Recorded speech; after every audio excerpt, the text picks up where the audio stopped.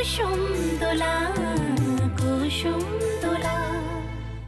এই মা শুনলি তো, যাক তুই কথা শোনালু, সেই নয়া অফিসারটাই তো আজই তোকে পুরস্কার তুলে দিবে। সেটাই তো দেখছি। এখন বিশ্বাস কর, আমার আর প্রাইজ নিতে ইচ্ছা করছে না, পুরো ইচ্ছেটাই মাটি হয়ে গেল। কেন রে? আচ্ছা, নতুন অফিসারটা তোর কি করিয়াছে যে তুই ওর সাথে কথা বলছিস না? ওয়া যা কয় তোর ভালোর জন্যই কয়। আমার ভালোর জন্য বলে। কে বলেছে আমার ভালো দেখতে? আমি তো বলিনি। ওনারা তো মাথা ব্যথা কিসের? তুই কহিলেই হলো। ওমরা কি ভাবিবে বলতো? ওয়ার এই এলাকায় দেখভাল করার জন্য এসেছে। তাছাড়া কাকাবাবু এলা নাই, কাকাবাবু নিশ্চয়ই যাবার আগে কইয়া গেছে তোর দেখভাল করিবার জন্য। ওই গগনা তো সুবিধের মানুষই না হয়। কাকাবাবু নাই বাদে উমরা যে কোনো ক্ষতি করিবার প্ল্যান করে নাই, সে কথা কি আমরা বলিতে পারি? উমাক দ্বারা না সবই সম্ভব।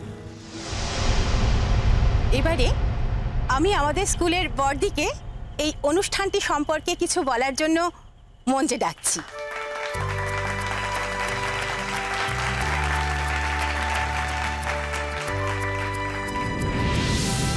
আমাদের বড়দি শ্রীমতী মালবিকা সেনগুপ্ত এবারে আপনাদেরকে কিছু বলবেন। নমস্কার। আজ আমার বড় আনন্দের দিন, বড় অহংকারের দিন। আজকের দিনটা তো জীবনে বারবার আসে না। আমি এই স্কুলে প্রথম থেকেই আছি। আমি এবং আমার সহকর্মীরা এই স্কুলটাকে গড়ে তুলেছি। আমরা তখন স্বপ্নেও ভাবতে পারিনি যে আমাদের স্কুল থেকে এইরকম একজন উজ্জ্বল ছাত্রী বেরোবে। আমরা ইমনের কথা বলছি। ইমন আজ মেয়েদের মধ্যে প্রথম হয়েছে। আমাদের স্কুলের কৃতি ছাত্রীরা ও ইমন প্রত্যেককে সেই জন্য আমরা ধন্যবাদ জানাই। এদের জন্য আমরা গর্বিত।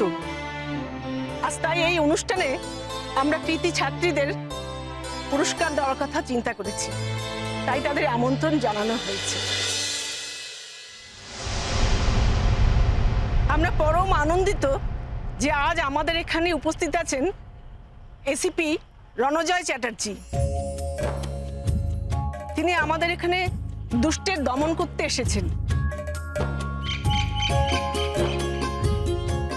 তাই আমাদের ধারণা তিনি যে কাজে এখানে এসেছেন তিনি নিশ্চয়ই সফল হবেন। আমাদের এখানে বড়বাবু জয়ন্ত মুখোপাধ্যায়, আজ এই অনুষ্ঠানের মাধ্যমে তাকেও আমরা কৃতজ্ঞতা জানাই।